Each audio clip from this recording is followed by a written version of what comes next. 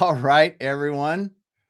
This is a special day. First of all, let's just do this. Let's just get this right out there because this is the Faces of Business. I'm your host, Damon Pistolka, and with me today, who do we have? We have the Curt Anderson.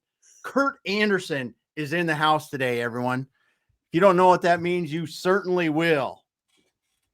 Thanks, How's it going, my friend? Dude, man, what? And first off, that jam session, that little jam that you've got when you kick in your program, man, like we need help on our Monday show because like I have total music envy. I have no game, dude. Compared to you, like that's not true. Damon, we'll let it go. Man, what an honor, privilege to be on the Faces of Business. I can tell you exactly where I was. I was like right there in my driveway. I was walking my dog. When you told me, like, hey, I'm going to start this thing called the Faces of Business, I remember it vividly. And dude, how many episodes have you done since you had this little dream, this vision on Tuesdays and Thursdays? I believe this is number 200. Oh, tonight? I believe it is. Let me just wait. I can pull it up here. We can see, but I think it is. I think it's honestly, this is number 200. I didn't count them, but let me see here real quick because we're getting close. I know that. Dude, 200. Yeah. What and then I was looking too. So let's see. No,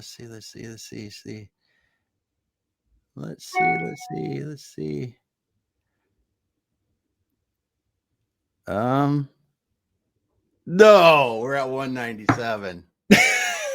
I had two people because remember when we first booked this, it was going to be 200, and there's two people canceled on me.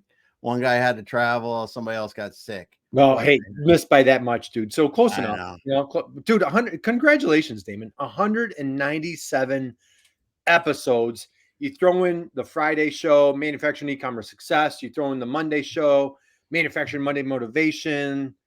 Dude, like you are everywhere. You're all over the place. Very impressive, man. But we're not talking about me today, Mr. Anderson. All right. Oh, I got that out too.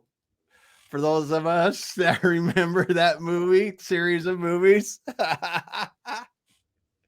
Had to get out there today because I'm telling you, we are talking about you today, my friend. Hey, bring it on, brother. It's all enough about you. Let's look at the manufacturing e-commerce success though, because we're over 100 on that too. We're like at how many? We're like 102 right now on that one. 102. Oh gosh, we didn't celebrate the 100. We didn't. But so we're at 102. I'll have to check out our Monday. You know, that's got to be 40. Oh no, 50, 60. That's got to be over 60. So how many? There's a few of these going on. So you know what's funny is somebody on the live right now is going to find this and they're going to go, "What are these guys talking about? What are they talking about?" So yeah. Let's do this. I mean, so we're talking to the person who introduced to the world how to stop being the best kept secret. I just want to say. So let's talk a little bit about Curt Anderson here today. So, girl dad. Mm-hmm. You spend a bit of time in the skating rink. I just got back. Yeah. I'm at the skating rink a lot, Damon. A lot. Love every minute of it. I'm kind of you know what? I'm kind of dreading when it ends right now. Yeah. Every once in a while, I'm like, man, this isn't going to last forever. Like I'm going to be like the lost dad, just kind of wandering around the rink. Hopefully they don't think like I'm the old creepy guy, but they're like, why doesn't that guy just go home? You know? Yeah. So my daughter's a figure skater, if anybody's wondering. And I love watching her. It's a highlight of my day, week. So that's my highlight. Absolutely. Yep. Well, I know when Connor quit playing baseball, my yard and the home got a lot better. Because all that time you're not around anyway. So let's talk about this. So you are a graduate of the Ohio State University. So tell us about a typical Ohio State University day for you, Curt. Oh God, what? Dude, that was like 102 years ago, man. So okay, that was the late 80s. What did you go to school for? I went for business logistics, man. So here's a funny story. So you know how many colleges I applied to? Nope. One. There you go. I was like, I was all in, and at that time, like they accepted everybody. Like I couldn't. There's not a chance on earth that I would get in today because like the standards at like I don't know what they're doing, but I would have never gotten in. So I applied to one college, one university, the Ohio State University. This was in the 80s. So for any of our football fans out there, do you remember Chris Spielman? Remember Chris Spielman, great linebacker? Yep. So he was there when I was there. Who like Kirk Herbstreit, Mr. ESPN.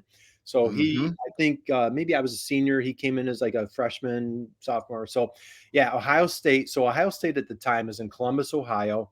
And I'll tell you, Columbus is just booming. It is just such a thriving, it's almost like the little Silicon Valley of the Midwest. It's just a phenomenal city. And back then, so there's a street that runs through all through Columbus. Columbus is a large city, and it's called High Street.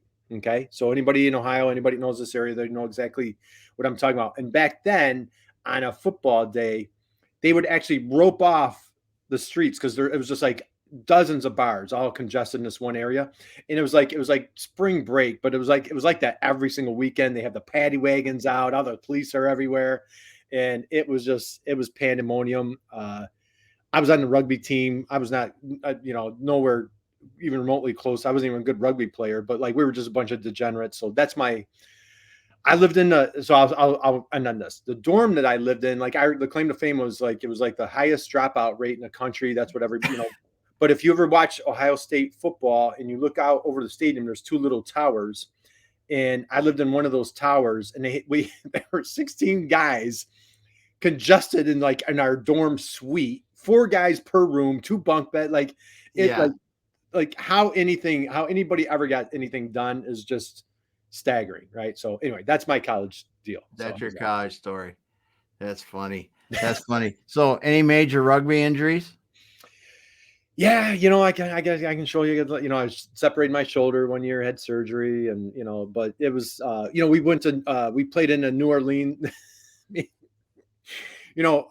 We go to a New Orleans tournament, New Orleans, the Mardi Gras tournament, and a buddy of mine and I, we were like 2 of the only guys on the team that could afford I don't know how I afforded, where I came up with the money. We flew.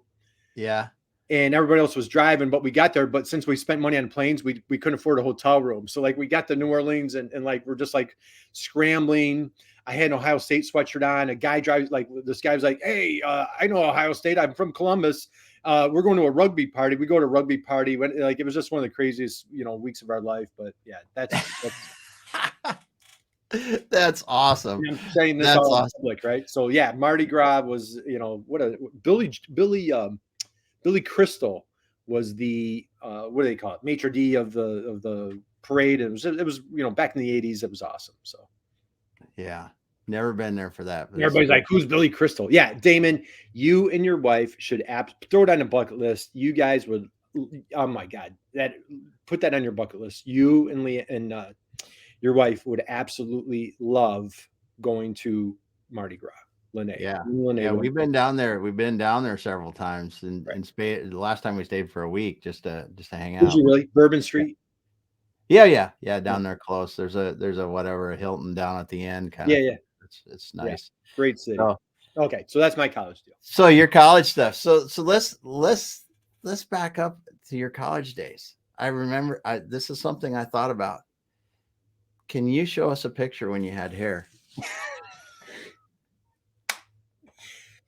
Oh, you know what? You should have been. Okay, we don't need to do it now, but we're gonna have to bring that up sometime. I wanted to. Gosh, I would have absolutely shown you a great picture with me. We will get that on there. I should have got. I didn't want to tell you that early because that was one it would have worked or not worked, but that's okay. So we'll put that in the memory banks for later because I was like, that's awesome, dude, to get that. So now we're going to move forward a little bit. So you started this little business. You came out of college. Did you always know that you were going to be a business owner, or did you just kind of fall into it by accident? That's a great question. So when I was, I always wanted to be in business, and I remember. So my father had a little wholesale business, and I was probably in high school or whatever, and he had a Mhm. secretary. So this is like early '80s, Yeah. and his secretary was like, "Hey, what do you want? You're starting to go to, apply to colleges. What do you want to do?" And I'm like, I want to be an entrepreneur." And I remember she looked at me and she's like, "What?" Like she didn't know what that term, like what's an entrepreneur? That yeah, what's And that? I just, man, I was like a junkie of reading like Forbes and JP Morgan, Wow. Rockefeller, just like I was just obsessed with like reading about all the, titans of business and McCormick and, everything. So I always want, there was just no doubt. I always wanted, I'm never going to be good at it, but I always wanted to be a business guy. So Wanted to do it. that's it. Cool. So you get out of school, you go back and start helping dad with his business. So my dad had a wholesale business. So I was going to go off, this like any smart young college person, I'm going to go off and conquer the world. And, Yeah. like, I'd spent one summer, I went down to like South America. Another summer, I was all over Europe, and I'm like, oh man, like I'm going to do that. This is what life is like, man. I'm going to go all over the place. Right. And so, super, super tight with my dad, best friend, and he had a wholesale business, and he ran into some very, very serious trouble, health issue, just you name it. Yeah. And it got really, really bad, ugly, like lost everything. Yep. I'm about a month from graduation, and he calls me up. He's like, "Dude, I'm in trouble," and he's like, I need help." And so dad asked for help, Yep. and I answered the call, and so I helped out my dad with his business, and so Yeah. it was it was bad. It was really bad. But like a lot of things, Yeah, when you look at it and you go, that may have sucked at the time, yeah, but it probably brought you closer with your dad. Don't know that for sure. yeah. But then you started a business and Well, so yeah, so it was a wholesale business, and it's it was a disaster. It was bad. It yeah, was such yeah, a disaster, and like it was just upside down, and yep, unfortunately, like, family business. Anybody family business, it's drama, it's yeah. emotional, man, it's tough, challenging. And we unfortunately he our family lost everything. It was very devastating financially. Just, it was Mhm. one of those, like, could have been like a commercial, like, oh yeah, I lost this, I lost this, like that was it, right? And so when I got in, I'm 21 years old, fresh out of college. And I know, at 21, boy, man, I can't Yeah, believe how smart I was at 21, because, man, I am dumb as rocks at 54. yeah. And so I came into this business, and just thank God I was dumb as rocks, but thought I was the smartest guy in the room. And just, I didn't know any better. I don't know if I had 1,000 chances to do that over. I don't know as if I would have, if I would have talked to my 21-year-old self, I'd have been like, dude, run, get the heck out of there. Yeah. But it was, so yeah, we tried. It took years, but we started to stabilize that wholesale business. Yes. Uh-huh. And so then you decided to open a floral. You founded a floral. Is that Yeah. you? So here's the funny story. So the wholesale business was called Anderson Floral Supply. So we supplied like grocery stores, flower shops, like anything. It was nothing live. Like, it was all Yeah. like manufactured goods, imported goods, and so we would sell to business. It was all B2B, Yeah. right? Yeah. 100% B2B. And so it was like the mid 90s, and I was trying to get super aggressive. I opened up another location. It was about an hour away from this other location. So I'm 20 now. I'm 26, and I'm going back and forth. I'm spending the night with a buddy here, and like, I'm trying to run two businesses. Takes off. I'm like, I think I'm Mr. Rockstar again. I'm like, okay, now we got momentum. And about 8 months, 9 months into it, all of a sudden, like, the sales started flattening out. So now, like, I've drastically increased my expenses, Yeah. Yeah. and now, like, the honeymoon is over. Now my sales are flat. And now I'm like, oh God, now what do I, and now I'm going back and forth commuting. I'm trying to, like, now my main business is falling off. The new business, like, now I have another disaster again. Right. So it's a mid 90s, and it was 95, 96. Yeah. And so all of a sudden, so I use that word disaster a lot in this program here. So I had an accountant, nicest woman on the planet. And man, she was like, this type, like, she stood like 5'2", meek, mild. And I would go and see her, and I'm just like this 20 something train wreck. And she looks at me one time. She's like, "You are the biggest disaster that I've a client that I've ever had." God strike me dead. That is a true story. And so, like mid '90s, So I end up closing the other location. I'm like, humble pie. I'm like, I'm going to open up multiple locations. Now I can't even get it past 2, right? Mm-hmm. And I'm sitting there and I'm like, oh my gosh, what am I gonna do? I'm like, how can I turn this, like, what are my options here? And so I know we're both old enough to remember 90s, these little discs were going around the country.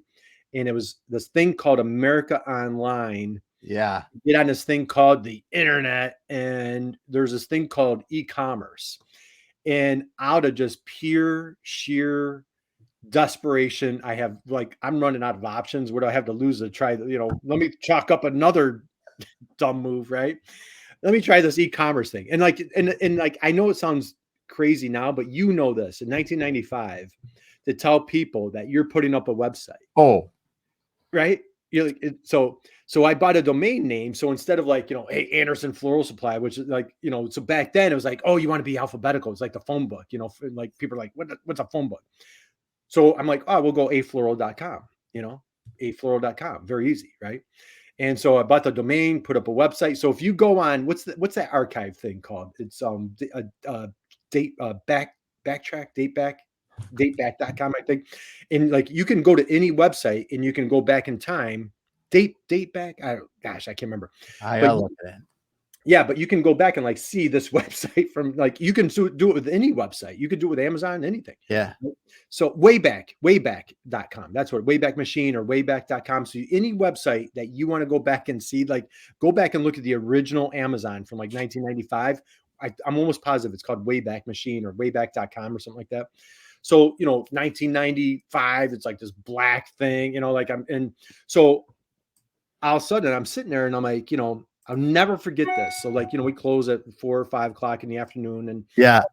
I had a business partner, and all of a sudden like this, we had email at the time, which was like new, right? We still had our fax machines, but we had an email, and all of a sudden like an order came in, and I'm like, what the hell is that? Like an order came in, like somebody just bought something. Are you like, and they put it on a credit card.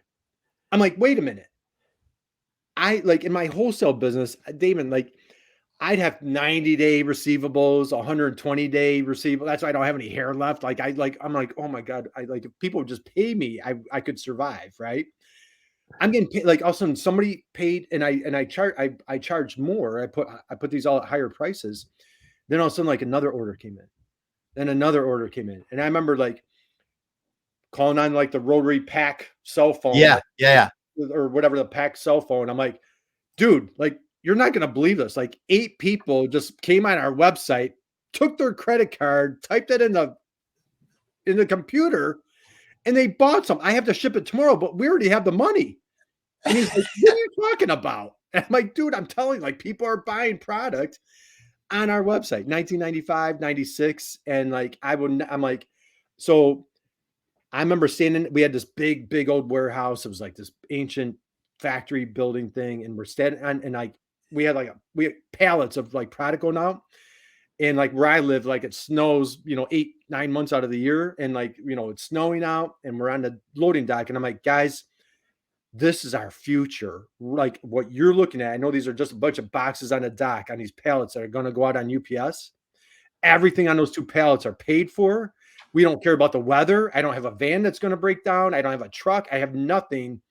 And I'm like, and we have no receivables with that product right there. I'm like, you're witnessing our future. And that's what we did.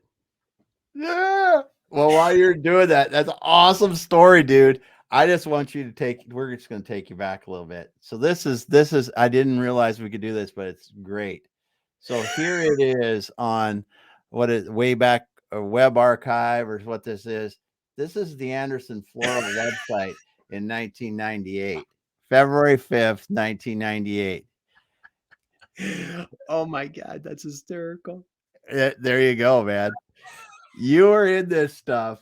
Now we're talking about, That's amazing. stop being the best kept secret. Now this is why I wanted to talk about it like this, because Yeah, you had to figure this stuff out in the yeah, yeah, beginning yeah, when there wasn't Shopify, when yeah, there weren't all the tools that we have today, where there yeah. wasn't even a I, good browser. You're probably using Netscape or something. You're programming yeah, this stuff by hand. yeah. For the life of me, I don't even remember. I don't remember what this was on. To be honest, I wish I did. I don't remember what this was on. But I just think this is great. I think it's great because it's like it's going back in time, because this is relevant in the fact that now Yeah, you're today. I mean, we're sitting here today and talking about yeah, this. You're out helping people, and I don't think people understand that you really live this. You were in their shoes. You yeah. you were like, this is do or die, damn it, and we are not going to die. I can't believe that was awesome, dude. Oh my God, you just brought I, and so that, Because it's like listen, you are sitting here teaching people how to stop being the best kept secret. yeah, yeah, You had to do it. yeah, You not just want to do it, not just because, oh, yeah, I don't want to yeah. go get a job. It's like you had to do it. It was sheer like, dude, I had to eat, and Yeah, yeah, there was no there was no social media was still years away from that. There like Google, I think Sergey Brin and his partner, I think Google was an idea in 1998. I think whenever their patent came out, but Google wasn't a thing until like 3 or 4 years later. yeah, You know, yeah, yeah. well, oh, dude, So, that you brought me back on that one. That so was awesome. Yahoo was our big search engine in yeah, '98. it was. It was. That's awesome. So when you were doing that, I mean, what did you really figure out in those first couple of years? Oh God. It was back then. So the thing, God rest his soul, the gentleman that found Tony Shea that found Zappos, he had found it, he'd struck gold with Link Builder. Man, I'm brutal on I Yeah. think like Link Builder was like his first like real win. And so the thing, even before Google came out, and Google's all based on backlinks. Okay. We like you and I when we In the do beginning, yeah, it was webinars, huge, like huge, we huge. talked a lot about like if you look at the patent, like if you go to the original Google patent, all of it and again, way above my league, pay grade, everything, but a lot of it's about backlinks, right? So back then, a lot of it was Yahoo. And then at that time, it was all like the banner ads. Remember, like the old banner ads, Yeah. and like, hey, you're gonna pay for so many impressions and how many this, and so like it was just Wild West, trial and error. There were no gurus. Blogs didn't exist. YouTube didn't exist. Like nothing. Yeah. You're purely on your own, just trying to you're on Yahoo trying to figure out how to get any type of traffic, any type of momentum, and then to come in. So you just showed 98, 99, 2000 for those of us around. The internet bubble crashed, right? Yeah. So my business, I have a business plan. I think it's in this file right below me. I put together this full-blown business plan, and the mission was this, Damon. It was I wanted, the Michael store, like the craft store, like they Yep. sell the crafts. So my business plan was Amazon Michaels. At that time, Amazon was like really starting to get some momentum around books. And like I was just obsessed with that Mark Anderson that founded I think Netscape, and then Mhm. Jeff Bezos. So and then back then was like uh pets.com and all the everything that crashed, all that stuff. So like I was just obsessed with like I want to be in this in this wave. How can I get in this wave? And when the internet bubble, so my whole business plan was like, hey, geez, how could I do, every brick and mortar store in 2000 was going to go out of business. That was Yeah, the yeah, right? yeah, Every brick and mortar store is going to go out of business. Well, what happened? It took 20 years because now brick and mortar, Sears, Kmart, Blockbuster, yeah, now they're falling off. But in 2000, that was the fear, that was the threat. So I was trying to go that direction. Was like, how could I Amazon what Michael's is brick and mortar? How could I do what Jeff Bezos is doing with books? And at the time, Jeff Bezos was doing like 50 million, yeah, yeah. So So as you were doing this, you got to a point to where you're like, it's just time for me to move on. what really brought you to that point to where you said, I think I've worn out my welcome, or it's Yeah. time for me to go to do something else? So I'll take one step back and then I'll Okay. dig right into that exactly. So it's like 2000, 2001. So now the internet bubble is crashing. You know, our country is devastated with 9/11. Just, Yeah. you know, if you're old enough to, it was awful, absolutely awful. You know, Enron happened, you know, so I mean, like, it's like the world was coming to an end. Yeah, Right? it's just like everything that you're saying that I'm just like, oh yeah, oh It was like, yeah, it oh was like, yeah, you know, what a devastating, oh gosh, you know, just yeah, devastating times. All right, we'll keep it positive. So I told you I was a disaster. I told you my accountant said I was a disaster. So I hired this woman who just, oh my God, she was blessing, amazing. The night before I hired her, I was with my wife and I'm like, I might be making the best business decision I ever made in my career. And that was, I was going to make an offer to hire this woman the next day. And I hired her. So she came in, and so like our sales are like going like this. My profits are going like I'm like, you know, and I'm like, God, I'm like, you know, I'm like sales are going crazy. Like I'm like, why I can't pay my bills? I'm like going broke. Like, what's the problem? So I'm telling this new woman I hired. She goes, hey, you know what? I know this consultant. Well, let's have this consultant come in. I know they worked with this other company. She was great. So this woman comes in, and God bless her. She should be on my holiday Christmas card list to this day. She comes in. She's like, hey, tell me about your business. And I'm like, and at the time, I'm doing 5 different things in the business. 5. And I'm like, man, she is going to be so impressed with me. I am diversified. I'm doing 5 different things. I do not have all my eggs in one basket. Man, is she going to be digging she's going to dig my jam, right? Okay. Now I'm 30, because now it's even scary. When you're 20, you know everything, but you haven't done anything. At 30, you still think you know everything, but you've done a little bit. So that's even scarier. I was dumb as rocks. Okay. So she comes in, she's like, hey, tell me about your business. I'm like, man, I'm diversified. I'm doing this. I was trying to do some manufacturing. I was doing some importing. I'm doing this wholesale thing. I'm doing this other thing. And I'm like, and I'm trying to do e-commerce, right? Man, is she going to be digging me? She's like, well, all right, wait a minute. You're trying to do manufacturing. You're trying to like, what are your competitive advantages? I'm like, okay, well, I'm doing this, that, you know, I'm doing this. Okay. I'm doing this, you know, explain the whole thing to her. She looks at me. She goes, I can tell you why you're losing money. I can tell you exactly what your problem is. I'm like, she's been here 30 minutes. I'm like, how does she know? Right. She goes, you're doing 5 things horribly instead of 1 or 2 things exceptionally. You told me the core of your business is this, but you told me the future is e-commerce. Put your money where your mouth is, drop everything that you're horrible at, and give everything you've got in e-commerce. That was in 2001. And I'm like, well, how good of a consultant are you? Because in 30 minutes, you just solved my problem. I don't need to hire you again. so so she solved everything in about 30 minutes, and she was dead spot on. I got rid of, like, you know, over yeah. time, I got rid of everything, stripped the company away. Man, talk about painful. I had to let people go that worked with me for years. I had a partner that his son was my godson, and he moved on to a new career. Like, it was like excruciating, horrible decisions.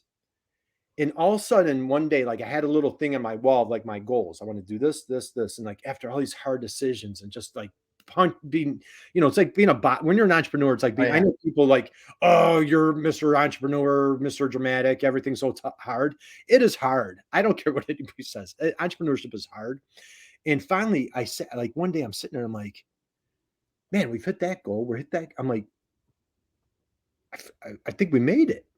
So then all of a sudden, like, we just started taking off more. And then after 10 years, we had a great run. There's a magazine called Internet Retailer. We made it top 1,000 companies 3 years in a row. And one day I was there, and we're like debating over, like, you know, a new direction, a new growth thing. And, you know, I dropped the line, and I've shared the story with you probably a dozen times. For 20 years, this is how I've done it.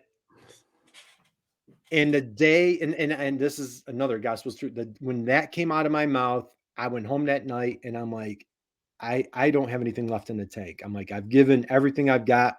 I am now hurting this business. it's time for me to move on. And thank the Lord, I had this woman that I'd hired 10 years prior.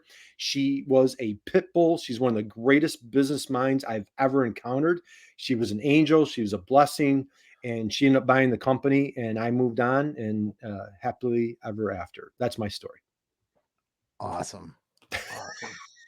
And it's good to get this from you, because now we're going on to today, moving into that. You then helped people at the SBDC, and then other things that you've done along the way, you know, and we talk about a little bit about ground straps, a little bit things like that. I mean, let's talk about that. But I just want to say some of the things that people are talking about you.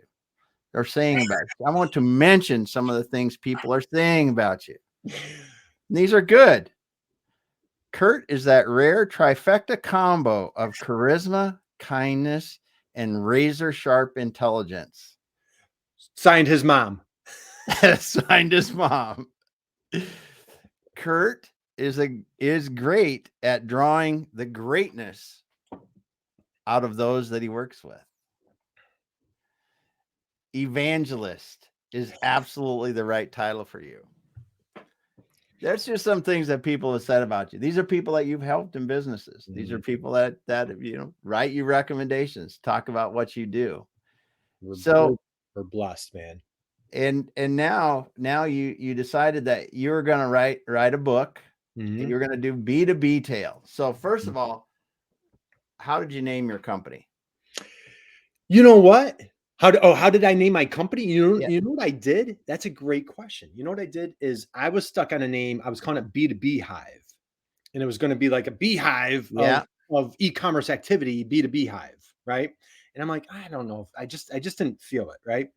There's a website called Naming Force, and it's a crowdsourcing of, you know, how to get a name business. So it's like a contest, and like you throw in like, hey, I'm going to pay whatever, you know, $500 or whatever, and you know, you get like a couple thousand names, and that's exactly what I did. And somebody put B2B tail, and out of those 1,000 or however many names, I weed it down, and I'm like, B2B tail, a little play on words for retail. How do you help manufacturers go from B2B to retail? And how do we blend this all together?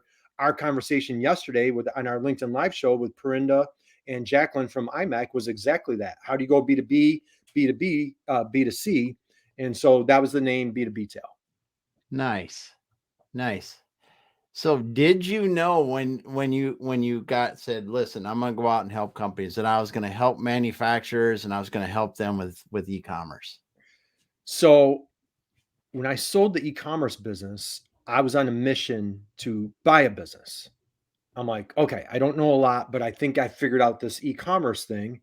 And so what I was looking for, I'm like, I want to find a manufacturer that's maybe a digital immigrant, and they've been making this product for 50 years. Grandma and grandpa made it, mom and dad made it. And like, you know, maybe this person's just like, man, like I'm running out. Maybe they're where I was, you know, like, man, this is how we've always done it, but they needed to change. And so like I searched everywhere trying to find a business that I could institute e-commerce, and I could write a book on how to not buy a business, because man, I failed horribly at trying. It's hard. I needed a Damon, man. I needed a Damon. It's hard to find them. I tell you what, people that think they're going to go out and buy a business, I feel for you and what you were trying to do, because I've helped several people try, because the process of going from I want to these are some that I'm going to talk to get to the process of actually getting one purchased it's tremendously hard. What is there a percentage, or like what, like it's literally like 1 out of 100 people ever get it done. Even search funders that have they're paid for usually a couple years to find a business to buy. Yeah. And they can't do it. The success rate is very low, because there's so many factors in the businesses that you're looking at that can make it, you know, great from the outside until you open the hood and you go, oh, that's a dumpster fire. We just need to close that thing back up and walk away. And or it can be something as simple as, you know, it's a great business, but I've got 2 customers that make up the entire business. And that's just for somebody coming in, They could have been your friends, and that's why you had a great business. And but to the next person, it's not. There's so many simple things that for the current owner are not a problem, but they're a problem for anybody trying to buy it. Amen, man. And I walked down the aisle with numerous situations, and like something would happen at the tail end, and I'd be like, man, why, like, what, like, why can't I get this in the end zone? And then the funny thing is, like, a year or two, a couple years later would go by, and I'd be like, thank God I didn't buy that business. But at the day when it fell apart, I'm just like, man, why? What's going, like, what's the disconnect? And then, a couple years later, I'd hear like, oh yeah, that business is on the verge of going under. Big customer, like you said, left, or this company, whatever. And so wasn't meant to be. And so with every company that I kept talking to, all of a sudden they're like, well, how do you do this e-commerce thing? Or what's this digital marketing thing? So I'm like, you know what? I'm going to start helping people. COVID hit, man, one of the greatest blessings. You and I crossed paths, and I just haven't looked back since COVID. So have you, would you have thought, I mean, even wild dreams to think that you were going to be doing the live streams, the webinars, the thing going across the country to MEPs like you are now? Yeah. So, you know what, dude, I'm going to, like, you hands down. I know, like, I don't know, you get uncomfortable when I say this. You hands down one of the greatest blessings that hit. So you and I connected March 22nd in 2020, like 5 days into COVID. And Damon Pastolka knocks on my door. One of the greatest blessings that happened to me. And so the funny thing is I put out a blog post. So what I was doing when COVID hit, where I was at in life, like, I shut down. And what's funny, and here's a funny thing, Damon, and maybe I've told you this. I was flirting with a business in January of 20, very, very, like, hot and heavy. And when it came down to it, there were some things that I was just very uncomfortable with, and I politely passed. I'm like, not a good fit for me. I'm going to go a different direction. That was January. Man, had I pulled the trigger, that, back to my favorite word, disaster, that I think that's the theme of tonight. That would have been it's nighttime where I'm at. But so I was like, you know what? I have a book in me, and I started blogging. Yeah. And I'm like, COVID hit. I'm like, you know what? I can't go anywhere. I can't do anything. I can't go to the skating rink with my daughter. I'm just hanging out at home. I'm gonna finish this book. So I'm putting out blog posts. A blog posts were chapters. So if anybody out there is trying to write a book and you're like overwhelmed, start writing convert those chapters into blog posts, and now you have book chapters. So I put out a post. March 22nd, this dude out in Seattle knocks on my door. Hey, Curt, I just read one of your blog posts.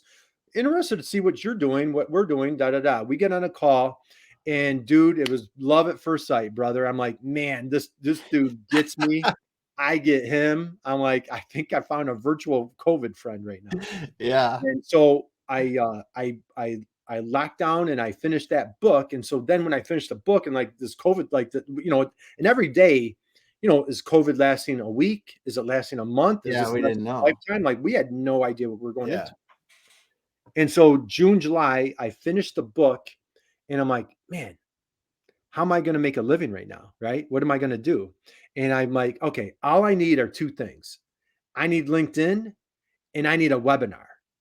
I'm just going to throw together a webinar, and I'm just going to, like, get on LinkedIn just because everybody else is hanging out on LinkedIn because we have nowhere to go. Yeah. And I just started connecting with people, started doing webinars. And I remember this call vividly with you, August of 20.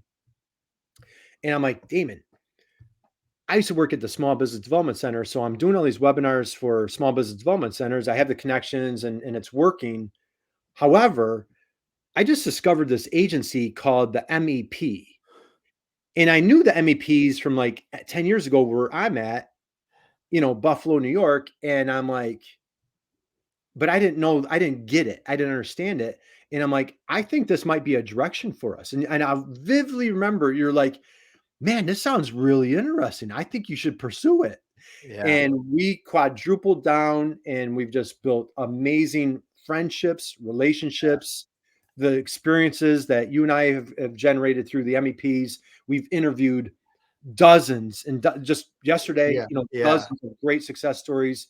We've built business relationships. We've been paid to do speaking gigs. And so it's from, I'm like, hey, LinkedIn and a webinar and in this little goofy book, and let's see what happens. Right? Yeah.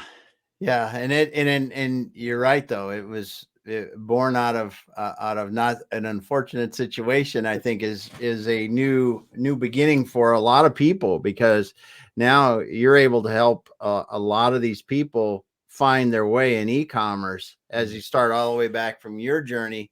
They don't have to go through the bumps that you did. And I think that's what you and I love to preach is why make all the mistakes that we've made. And the thing is, like, it's helped me become a more, I'd love to have the humility or, the reality that I've always been an eager learner, but again, when you think, when you're Mr. Know-it-all, Yeah. now, like, I listen, I'm at the rink tonight. I'm listening to like how, like, we're working on this little software thing. I'm like, all right, well, how do you do that? Who's paved that path? How can I do this without the arrows in my back? Right. Yeah. The famous line, the pioneers end up with the arrows in their back. The settlers came in and reaped the land. Yeah. I don't want to be a pioneer. I want to be a settler. Right.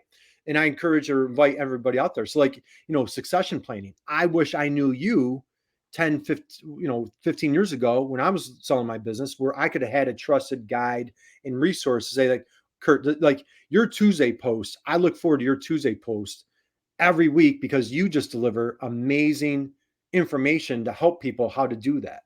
You don't have to do these things alone. There's information out there. So, Sure. like, if it's like, get your ego out of the way and just ask for help. Raise your hand and ask. Yeah. Yeah. So as you're doing this, and I just want to do this because we have to plug your book here. If you haven't got it, to anybody that's listening, Curt Anderson, Stop Being the Best Kept Secret. So, so we're out here now. We're helping people. Mm-hmm. We're going down the road with this. What are some of the craziest digital things you've seen that go, oh my goodness? And we won't name names, of course, but that you just like, oh my goodness. You know what? People probably say that about us all the time. Yeah. Well, yeah. You guys are that crazy and just get on and do what we do. But well, here, how about Greg Miss You? So if anybody's out there, so you and I do a live, and we had Greg Miss You on the program, and we get a note immediately after our LinkedIn live, and Greg goes, "Guys, that was awesome. That was fantastic. Thank you." He goes, "I just want to tell you how much I admire you guys because you're old as dirt." Yeah. And Curt is completely bald, and you still go on LinkedIn Live. That is great. Yeah. I have. I was just telling. So I'm dear friends doing a ton of work with Nicole Donnelly. God bless Nicole. Yeah. And so I was just telling her, I have a great business book, Good to Great. Jim Collins, Good to Great, game changer for me. Right You got it right. I've got it up here somewhere. Yeah. And one of the chapters they talk about confront the brutal facts. Confront the brutal facts, right? So I have a buddy who's kind of like, he's local to me, like a video guy, and like every once in a while I'll get the text message where he's just like tearing me to shreds about, like, why am I so close? Like the background, or like, every time I get a text from him, I'm like, oh God, now what dumb thing did I do now? But it's nice having that friend that is going to tell you, like, hey, dude, you got something in your teeth, or you got something in your face, or like, hey, your lighting's not good, your audio's horrible, or whatever. So what are things that I see? I'm certain, I'll speak for myself now. For you, a lot of people are like, man, can you believe that guy does this? But I think some of the, I'm not super crazy about like some of the TikTok stuff. I don't know. There, everybody has their thing, but like when you find we talk specifically about that ICP, that ideal customer profile. You and I, we call it soulmates, right? So resonating with your, like if your jam speaks to your soulmate and other people are mocking it, making fun of it, so be it, man. Do your thing. If you're resonating, connecting with your soulmate online, that ideal business profile that you're looking for, do your thing, right? You and I are going to hang out, do our goofy things with our Muppets t-shirts and do our thing. And, we're not for everybody, though our moms think that we are. We're not for everybody, but, so be it, right? Yeah. Yeah. Good answer to that one, man. Good answer to that one. Because I think it really, what you're saying is really relevant. Not everything's for everybody, but if you know you're reaching the right people, it really doesn't matter if you're not for everybody. So I know you're asking questions. I want to be totally respectful because like I always try to turn it around, but look at how your life has changed. Do you remember life without doing this show, without Not doing LinkedIn Live? not really. Right? Like It's so much different. It's so much different. Yeah. And I couldn't believe this at the beginning of COVID. I met with a guy. I still remember it, a guy from the UK. And he said, I've had a podcast for, I don't know, it's like 3 or 4 years into it. And he said, that's what I do. That's what our marketing is. Yeah. And you look at some of that, there's, oh geez, I can't remember names now, but some people that I've said social selling. And it's like, I come back now and I can't really understand what it would be like not having these opportunities to talk to people and share things and just meet the cool people that you get to meet to sell, like and you get to meet, right? Because being able to share the stories is so much fun, and it's not even like it's work, but it brings you business. I don't understand it. I mean, I understand it, right? But you really don't believe it until you do it. Because in the beginning, I mean, how many live shows and other stuff did you do before you just said, "Oh my God, is this ever going to work?" Yesterday. Yeah. Well, you hit them, and then you get to a point and you go, yeah. Oh, yeah. A little more. You know, when you think of the relationships that you've built, friendships, and here's a big thing for you and myself, and I think like where you and I have connected, you know, like, geez, we're on 2 different sides of the country, like, you know, there's no reason on God's green earth that you and I would cross paths, let alone the relationship that we have. You know, I've stayed at your home, I've hung out with you and Lene, your amazing, beautiful wife. God, I love your wife. She's funnest person on the planet. You know, our families, you know, so like we built this great relationship. But just think of how many times you and I are on our show and you and I are like, I almost like, guilty is not to like, I'm like, we're getting this information for free. Yeah. Like, you know, Don Schmicky. Oh God, I know. Wesleyan Greer. We interviewed, you know, I could be here all night, and I want to, you know, Dave Chrysler is on here. Yeah, we got Dave's on here now. Dave is like mind blowing. Yeah, good. You know, Joe Foster, the founder of Reebok, Allison Levine, who's climbed the 7 highest peaks of all, you know, of the. Been at both poles. I mean, just like, oh my God. Right. You know, like Scott, the editor, Omionic magazine, Scott from Geek Magazine, Carrie Smith from Big Ass Fans, you know, like, and Carrie Smith, Damon, like you and I, front row seats, are telling like little me from nowhere how he founded Big Ass Fans. Remember, like he walked into that job shop. Yep. It was like 2 dudes. They didn't know what they're doing. Like this giant fan, and like Carrie's like trumpets are playing, angels are singing. Like he was struggling. He was like on the verge of bankruptcy. Yeah. Walks in, sees this giant fan, and he saw his future turn it into a $500 million company. Yeah. We've had those opportunities all the way down to the MEPs, Val at Monofrax. Yeah. Just what a gift, what a blessing to just sit there and give folks a voice. And I think the connection that you make with these people is just, there's no words, man. You can't put a price tag on it. Yeah. Yeah, that's for sure. That's for sure. Well, Curt, as usual, it's awesome talking to you. And I tell you what, I'm really happy that we could do this as our last show of 2022, because we may play around on Friday or something if we decide to, but I really wanted to take some time because you do such a great job highlighting everyone else. I wanted to be able to highlight you for a moment and talk about it, but thank you so much. And thank you. Right here, man. Bottom of my heart, I love you, your wife. You are a blessing. And man, I wish you guys just a magical Christmas, holiday, Happy New Year. You deserve every ounce of happiness, peace, good health, and everybody out there, man. Just the LinkedIn is just what a great what a great community that you and I are just so fortunate and so blessed. I mean, I thank God every day for you and for everybody on here. So Yeah. Thank you. And I feel the same way about you, Curt. And the next time when your wife is out here, and hopefully your daughter too, we can go someplace out here and have some fun. absolutely. And Curtis Thompson's here, man. Curtis, Yeah, God Curtis bless you, Tompkins brother. here. Yeah, and Man, Dave's here. Thanks so much for being Merry here, guys. Christmas, guys. It is amazing, though, like you said, the people we meet, the opportunities we have to talk to these people, share such intelligent people, their ideas, talk about topics that, because I think of this and I go, how much has it enriched me just knowing this stuff?